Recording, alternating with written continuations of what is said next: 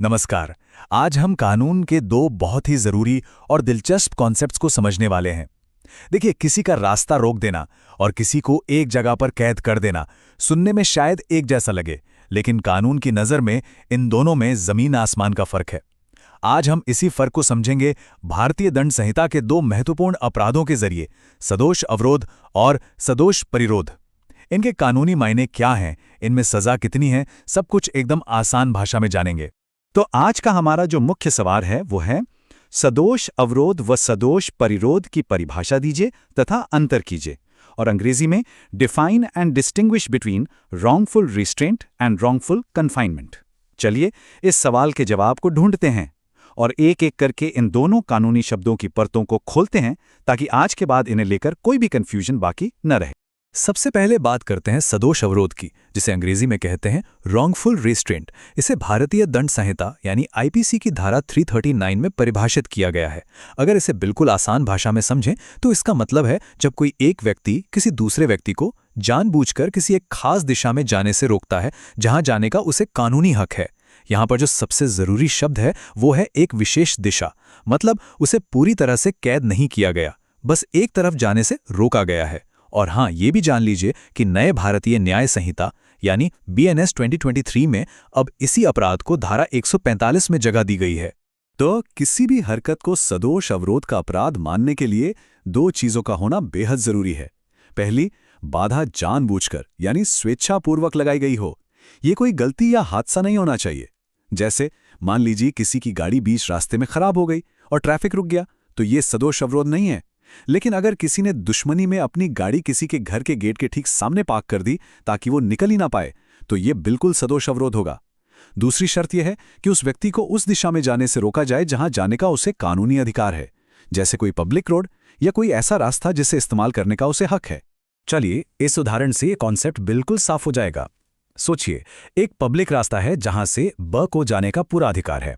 अब अ क्या करता है, वो जानबूझकर अपना एक खतरनाक सांड उसी रास्ते पर छोड़ देता है। अब जाहिर है ब उस सांड को देखकर आगे जाने की हिम्मत नहीं करेगा, तो यहां पर सांड की मौजूदगी ही एक बाधा बन गई। क्योंकि अ ने ये काम जानबूझकर किया और ब के रास्ते में रुकावट डाली, इसलिए कानून की नज़र में अ सदोष अवरोध का दोषी माना जाएगा।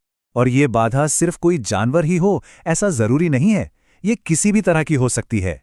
मान लीजिए कोई रास्ते के बीच में एक बड़ी सी लकड़ी रख दे, या रास्ते में गड्ढा खोद दे, या फिर अपनी बाइक को इस तरह से खड़ा कर दे कि कोई आगे ना जा सके। कानून के लिए महत्वपूर्ण यह है कि एक सीधी रुकावट पैदा की गई है जिसके कारण व्यक्ति उस दिशा में नहीं जा पा रहा है जहां जाने का उससे पूरा पूरा अधिकार था। लेकिन अब कहानी में एक छोटा सा ट्विस्ट है, एक अपवाद।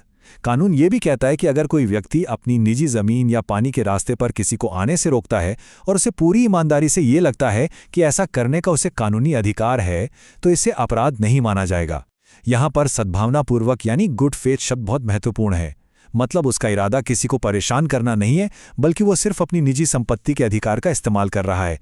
जैसे कोई अपने खेत में किसी अजनबी को घुसने से रोके तो ये सदोष अवरोध नहीं होगा। तो ये था सदोष अवरोध, यानी किसी की आज़ादी पर एक दिशा में रोक लगाना।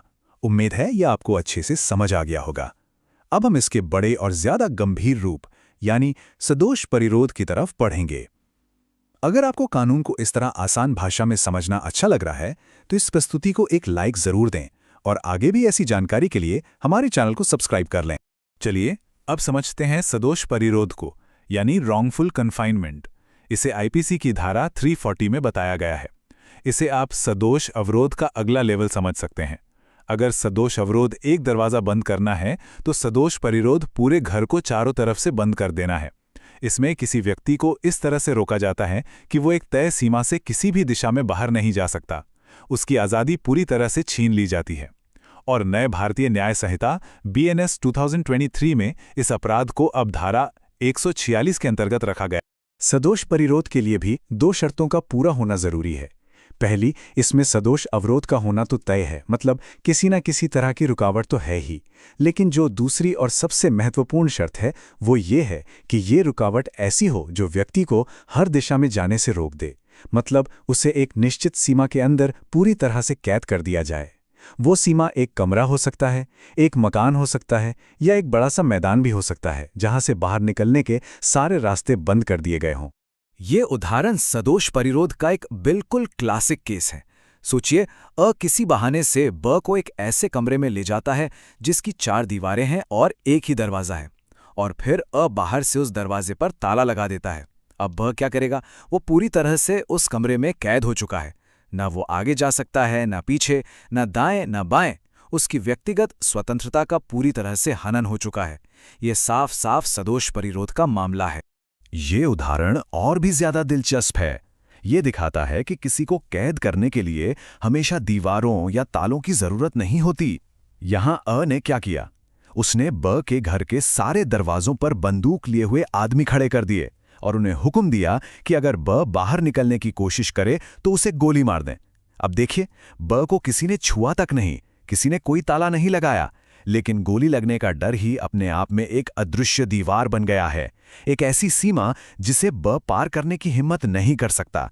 तो बल प्रयोग का खतरा दिखाकर भी किसी को एक जगह पर कैद किया जा सकता है, और ये भी सदोष परिरोध ही कहलाएगा।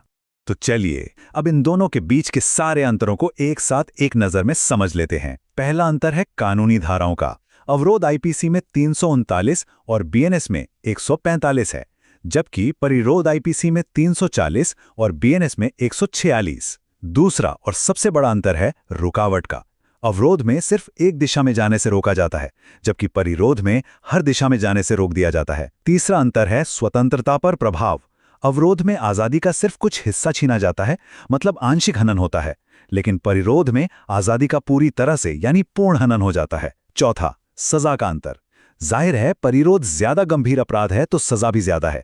आईपीसी में परिरोध के लिए 1 साल तक की जेल या 1000 रुपए का जुर्माना था, जबकि नए बीएनएस कानून में जुर्माने को बढ़ाकर 3000 रुपए कर दिया गया है। और आखिरी बात जो याद रखनी है वो ये है कि हर सदोष परिरोध के मामले में सदोष अवरोध तो होता ही है, लेकिन इसका उल्टा सच नहीं है। हर अवरोध परिरोध नहीं होता।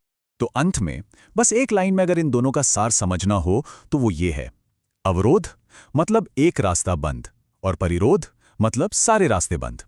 एक में आजादी पर आंशिक रोक है तो दूसरे में पूरी रोक। उम्मीद है कि इस विश्लेषण से सदोष अवरोध और सदोष परिरोध के बीच का फर्क अब बिल्कुल साफ हो गया होगा। हमारे साथ जुड़ने के लिए धन्यवाद।